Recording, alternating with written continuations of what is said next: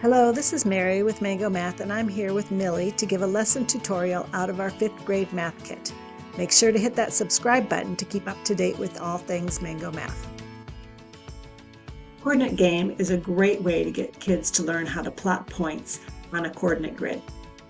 There is color coordinated lines for the students to know where to place each number.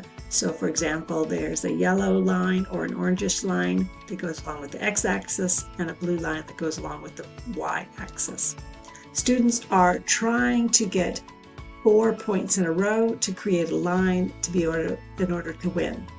But there is strategy involved in this, as they can only change one number at a time.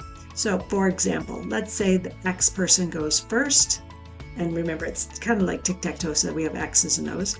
So let's say they pick the point 3 and 4. So they're going to go over 3 on that yellow or orangish line and up 4 on the blue line, and they're going to place their X right there. Now it's the O's turn, and they can only change one of these two numbers. So let's say they change this 3 to a 6, and they keep that 4. So they're going to plot their O over here at 6 and 4, and they're going to put their 0 right there, or their O. Now the X's turn again. They can only change one of these two lines. So how about they keep the 4, and they change the 6 to, let's say they change it to 4 also. So that's 4 and a 4.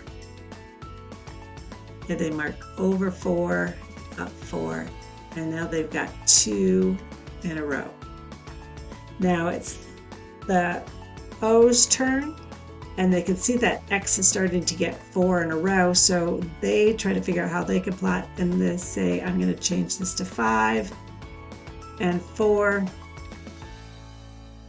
and so I can put an O here. So as you can see, they can try to block the other player's moves as well as create their moves. Now they don't always have to keep the 4 in line. So let's say the next person goes, the X goes, and they decided to do, let's see, they keep the 5 and they change the 4. Let's say they change it to 7. They want to kind of get off that grid. So they're going to go over 5 and up 7, and they're going to mark their X right here.